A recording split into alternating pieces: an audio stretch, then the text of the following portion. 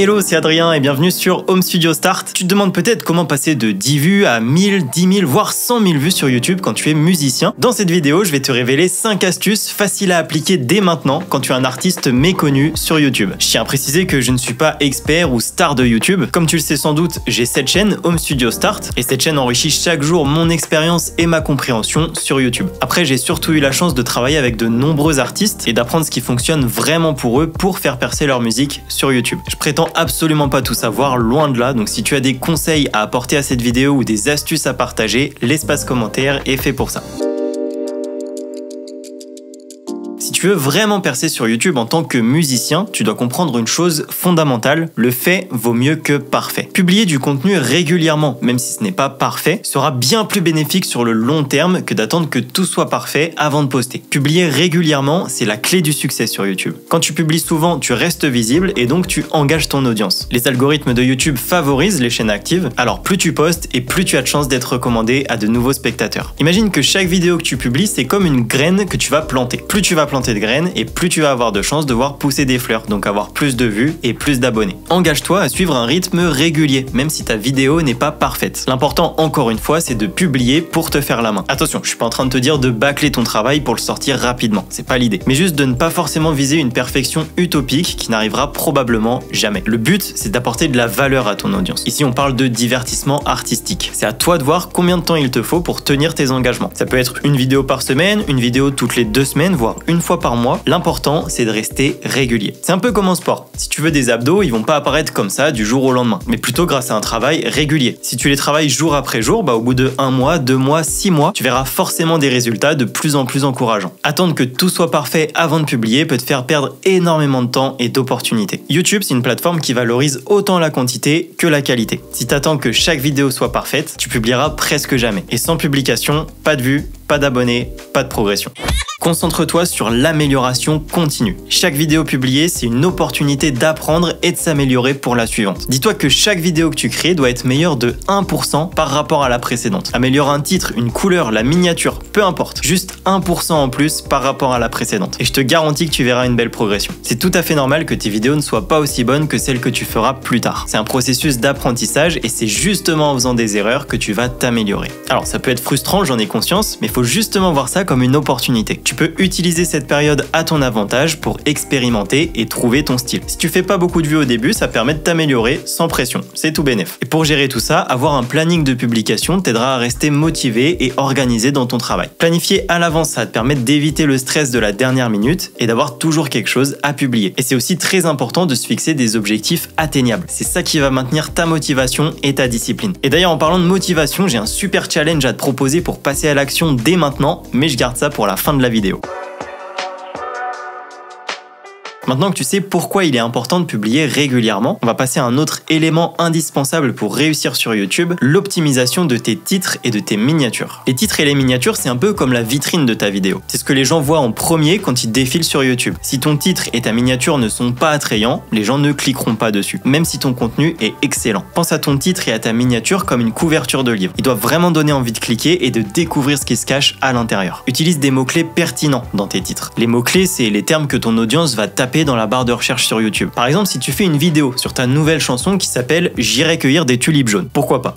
Personne ne recherche ça sur YouTube et personne ne sera interpellé par ton titre. Mais si tu ajoutes des mots-clés pertinents à ton titre, comme par exemple nouvelle chanson ou musique originale ou alors single 2024, tu vas donner plus de chances à ton titre de se démarquer et d'interpeller ton audience. Pour les miniatures, faut faire en sorte qu'elles soient visuellement attractives. Utilise des images de haute qualité et ajoute du texte si besoin pour expliquer brièvement de quoi ta vidéo va parler. Cover, single, le titre de ta chanson, etc. Attention, la majorité des spectateurs YouTube regardent les vidéos depuis leur téléphone. Donc veille à ce que le texte et la miniature soient lisibles même sur un petit écran. Et fais attention aussi au petit macaron de temps en bas à droite de ta miniature qui indique la durée de ta vidéo. Il prend un peu de place, donc faut prendre cet espace en compte quand tu crées ta miniature. Après, une bonne façon de tester ta miniature, c'est d'aller sur des sites comme par exemple Test My Thumbnail. Je te mettrai le lien en description et tu verras que tu pourras prévisualiser ta miniature pour voir si elle est assez impactante ou non. Après, peut-être que tu ne gères absolument pas Photoshop et que créer une miniature, ça te semble comme l'ascension de l'Everest. Et bah bonne nouvelle, tu as des sites comme Canva ou Placeit qui vont rendre la création de miniatures ludique et abordable. Et même chose, je te glisse tous les liens en description. Je précise qu'il est très important que ton titre et ta miniature reflètent fidèlement le contenu de ta vidéo. Si les spectateurs sentent qu'ils ont été trompés, ils partiront très rapidement de ta vidéo, ce qui va nuire à ce qu'on appelle ton watch time. On reviendra sur ce terme un tout petit peu plus loin. Si ton titre promet quelque chose que ta vidéo ne livre pas, tes spectateurs vont se sentir trompés et partiront. C'est ce qu'on appelle le clickbait,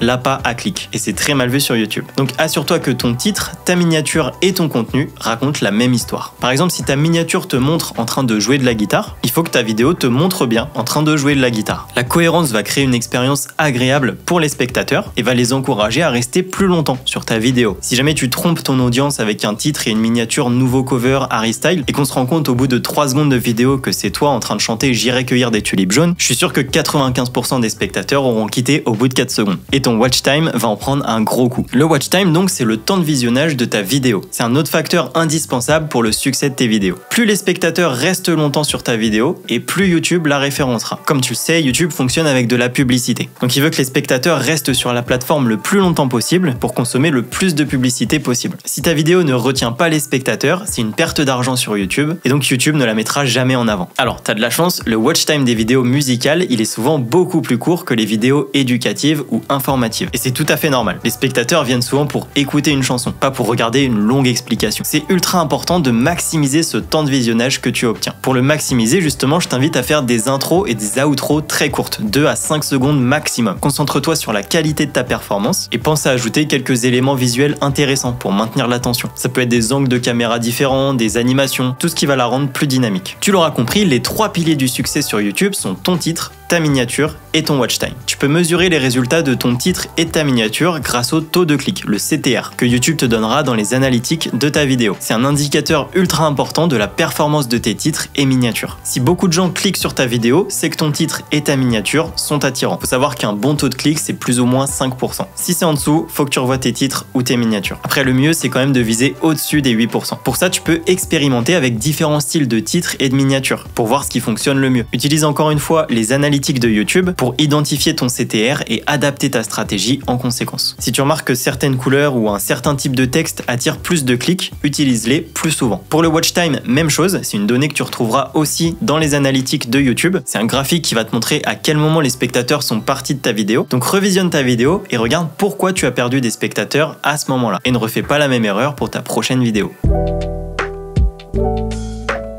Faire des covers de chansons populaires ou des remixes. C'est probablement la meilleure stratégie pour attirer de nouveaux spectateurs. En utilisant des chansons déjà connues, tu peux profiter de leur notoriété pour toucher une audience beaucoup plus large. Les chansons populaires attirent déjà beaucoup de recherches sur YouTube. En faisant une cover ou un remix, tu peux apparaître parmi les premiers résultats de recherche. Là, tu peux choisir des chansons tendance ou des classiques bien connus qui ont déjà une bonne base d'audience. Par exemple, si une chanson est en tête des classements ou devient virale sur les réseaux comme TikTok ou Insta, c'est probablement le meilleur moment pour en faire un cover. Les fans de la chanson originale chercheront souvent à écouter plusieurs versions différentes. Et c'est là que ton cover ou ton remix entre en jeu. Encore une fois, utilise des mots-clés pertinents dans tes titres pour maximiser ta visibilité. Ajoute cover, remix ou le nom de l'artiste dans ton titre. Par exemple, cover, Bad Guy, Billie Eilish. Ou alors remix électro de Shape of You, Ed Sheeran. Mais attention, même si tu fais une cover ou un remix, ça reste important de te démarquer. Apporte ta propre touche à la chanson pour maintenir l'attention de tes spectateurs. Ce qu'ils aiment, c'est découvrir de nouvelles interprétations d'une chanson qu'ils connaissent déjà. Donc c'est ta chance de montrer ton talent et ta créativité. Expérimente avec différents styles, différents arrangements ou instruments pour rendre ta cover ou ton remix vraiment unique. Tu pourrais par exemple transformer une chanson pop en version acoustique ou alors apporter une dimension électro à une balade. Encore une fois, sers-toi des tags et de la description de ta vidéo. Tu peux utiliser des tags pertinents liés à l'artiste, à la chanson et à ton style musical. C'est ça qui va aider YouTube à comprendre de quoi parle ta vidéo et à qui est-ce qu'il doit la recommander. Tu peux également inclure des informations détaillées dans la description, comme les paroles de la chanson, les crédits et une petite histoire sur pourquoi tu as choisi cette chanson. L'objectif de tout ça, c'est de commencer à te faire ta petite base de fans à qui tu vas pouvoir proposer par la suite tes propres singles.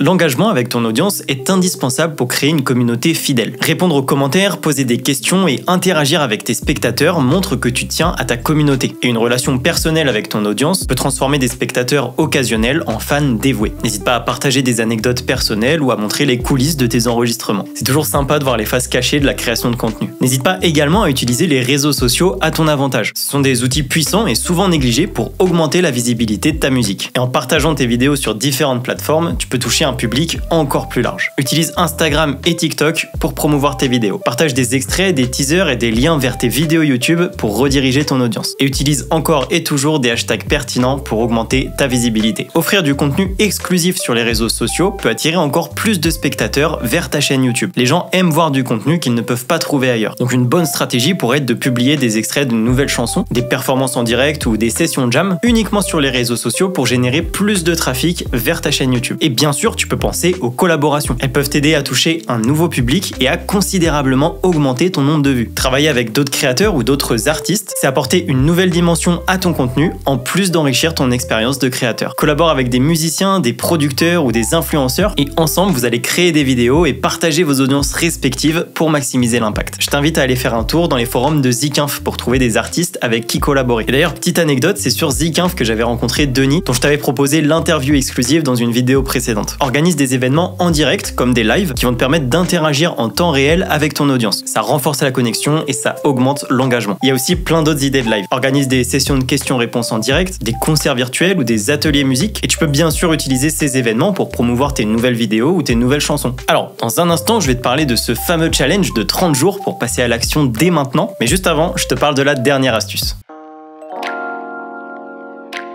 Beaucoup de créateurs qui veulent se lancer pensent qu'ils ont besoin d'un équipement de pointe et hors de prix pour percer sur YouTube. J'avoue que c'est ce que j'ai longtemps pensé moi aussi, mais avec le recul, je me suis aperçu que c'était juste une excuse bidon en fait pour repousser l'action à plus tard et rester dans ma zone de confort. Si tu regardes cette vidéo, c'est que tu as déjà sans doute de quoi enregistrer ta musique. Si ce n'est pas le cas, tu trouveras plein d'autres vidéos sur la chaîne pour savoir de quel matériel tu as besoin. Encore une fois, je te mettrai les liens en description. Et en réalité, pour la vidéo, tu peux commencer avec le matériel que tu as déjà. Les téléphones actuels sont largement suffisants pour avoir une qualité à la hauteur de YouTube. Tu peux utiliser ton téléphone pour enregistrer l'image et ton équipement home studio pour enregistrer ta voix. L'environnement dans lequel tu enregistres peut également avoir un impact significatif dans la qualité de ton enregistrement. Un bon environnement peut compenser le manque de matériel coûteux. Et pour ça, je te renvoie ici à ma vidéo comment optimiser son home studio que j'ajouterai à la description. Pour ce qui est du montage maintenant, il existe de nombreux logiciels gratuits qui vont t'aider à améliorer la qualité de tes vidéos. Je pense par exemple à DaVinci Resolve que j'utilise moi-même pour toutes mes vidéos. La version gratuite dépasse largement mes attentes, mais tu peux aussi regarder du côté de Camtasia ou de iMovie pour Mac. Dis-toi que le matériel ne fait pas tout. C'est la pratique et l'amélioration continue qui vont être essentielles pour produire du contenu de qualité. Donc continue à pratiquer tout en améliorant tes compétences. La règle du 1% meilleur. Encore une fois, même si t'as pas le meilleur matériel du monde, c'est ta technique, ta créativité et ta régularité qui feront la différence. Et d'ailleurs en parlant de ça, je pense que c'est le moment de te parler du super challenge de 30 jours. Je te propose un défi sur 30 jours pour passer à l'action dès maintenant.